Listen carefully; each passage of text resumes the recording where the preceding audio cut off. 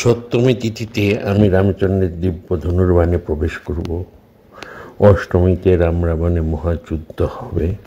অষ্টমী নবমী সন্ধিক্ষণে রাবণের 10 মুণ্ড চিহ্ন হবে, আর সেই ছিন্নমূন্য পুনর্যোজিত হলে নবমীতে রাবণ নিহত হবে। দশমীতে রামচন্দ্র বিজয় উৎসব করবেন। মহাবিপদ কেটে গেল বলে এই অষ্টমীর নাম হলো মহাষ্টমী, আর মহাসম্পদ লাভ হলো বলে এই নবমীর নাম মহানবমী। রামচন্দ্রের এই দুর্গোৎসব স্মরণ করেই আমাদেরও শারদীয় মহাপূজা। ষষ্ঠীর সন্ধ্যায় বিল্ল বৃক্ষতলে দেবীর যে বোধন স্তব পাঠ করা হয় তা থেকে বিষয়টি সুস্পষ্ট।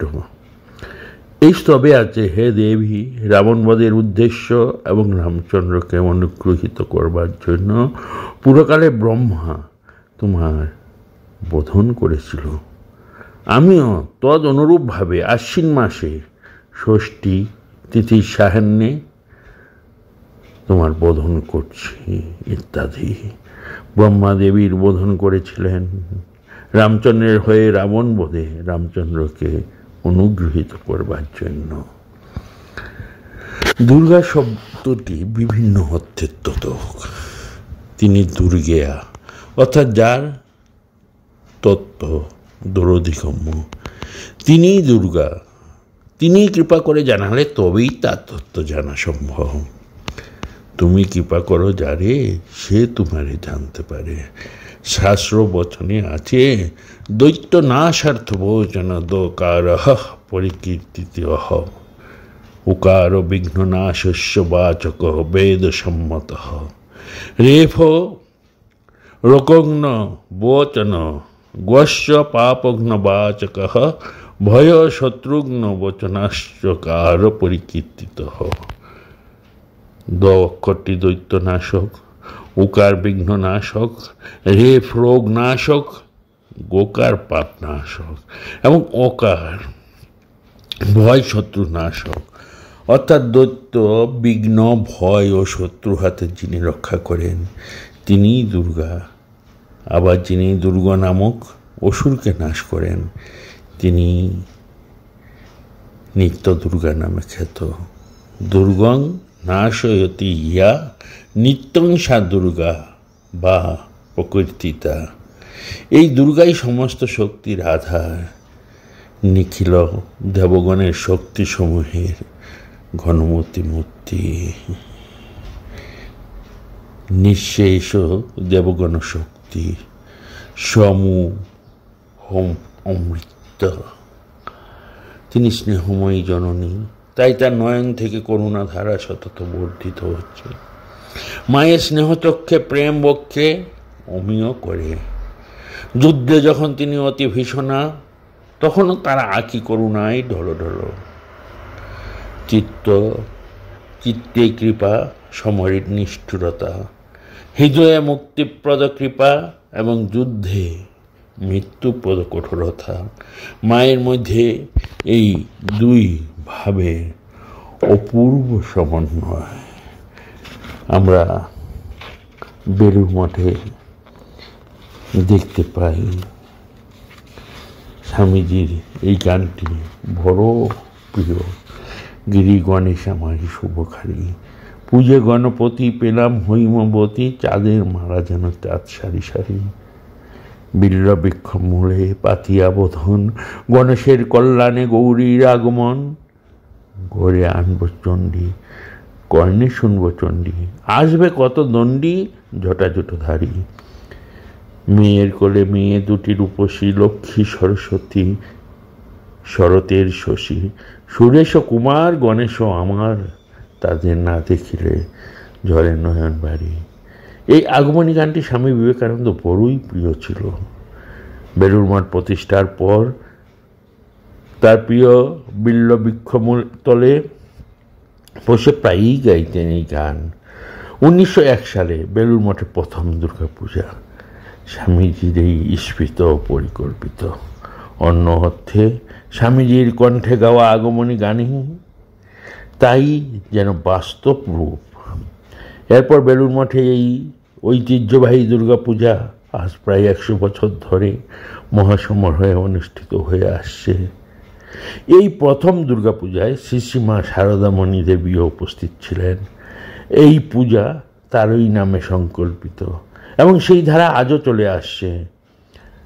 আসলে সন্ন্যাসীরা কোনো বৈদিক পূজা বা ক্রিয়াকাণ্ড করার অধিকারী নন বলেই আদর্শ গৃহস্থাশ্রমী, যিনি আবার সন্ন্যাসীরও আদর্শ স্বামীজির দৃষ্টিতে তিনি স্বয়ং জ্যান্ত দুর্গা। শ্রীশ্রীমার নামেই বেলুড় মঠের দুর্গাপূজা অনুষ্ঠিত সংকল্পিত হয়। বিষয়টি খুবই অভিনব। এই কারণে শ্রীমা সারদা দেবীর দেহত্যাগের পর প্রায় 1 শতাব্দী পরেও বেলুড় মঠের দুর্গাপূজা সেই একটি ধারায় অনুষ্ঠিত হয়ে আসছে, নাকি প্রকারান্তে বা জ্যান্ত দুর্গারই পূজা। কিন্তু যে সন্ন্যাসীরা বৈদিক পূজা বা ক্রিয়াকাণ্ড করার অধিকারী নন, তারা আবার কেন এই পূজায় অভিলাষী হলেন এবং কেমনভাবে তাদের দ্বারা এইসব ক্রিয়াকাণ্ড অনুষ্ঠিত হয়, সেই কৌতূহল উদ্দীপক কাহিনী বেলুড় মঠে স্বামীজির দুর্গাপূজা এই পুস্তকটিতে আপনারা সকলে পাবেন। এবং স্বামীজি দুর্গাপূজার ইচ্ছা পোষণ আপনারা পরবর্তীতে শোনাবো কীভাবে স্বামীজি তার মনে স্থান পেয়েছিল। আপনাদের পুনরায় জানাচ্ছি, আগামী 2রা অক্টোবর অর্থাৎ আগামীকাল মায়েকে আহ্বান করা হবে চণ্ডী স্তোত্রের মাধ্যমে। 1 থেকে 13 অধ্যায় পর্যন্ত 12 বেলা হওয়াতে আমাদের পূজা শুভ আরম্ভ হবে সকাল 8টার থেকে। চণ্ডীপাঠও তৎসহ শুরু হয়ে যাবে এবং চণ্ডীপাঠের শেষে পুষ্পাঞ্জলি আছে। পুষ্পাঞ্জলির পর প্রসাদ বিতরণ, তারপর ওই দিনটি একটি পুণ্যদিন। স্বামী অখণ্ডানন্দজি মহারাজের ঠাকুর পার্শ্বদের মধ্যে এক পার্শ্বদ অখণ্ডানন্দজি মহারাজ, যিনি প্রথম আমাদের রিলিফ ওয়ার্ক শুরু করেন সারগাছির থেকে,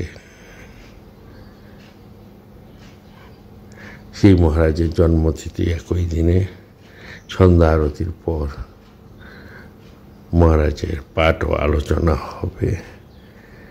সকলকে জানাই আন্তরিক প্রীতি, শুভেচ্ছা ও ভালোবাসা।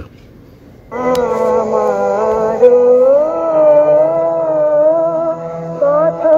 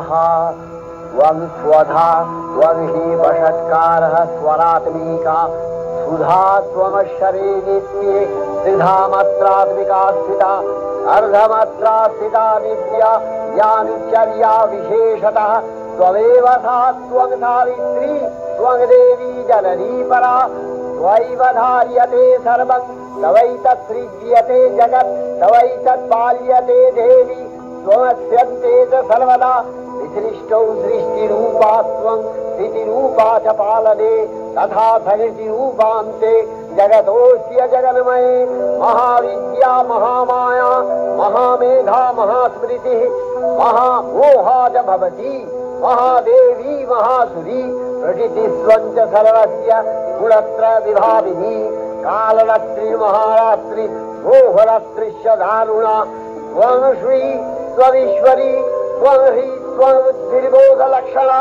लज्जा पुष्टिस्तथा तुष्टि त्वं शान्ति शान्तिरेव च खड्गिनी शूलिनी घोरा गदिनी चक्रिणी तथा शंखिनी चापिनी बाण भूषुणी परिघायुधा सौम्य सौम्यतराशेष सौम्यध्वस्वति सुन्दरी परापराणां परमा त्वमेव परमेश्वरी।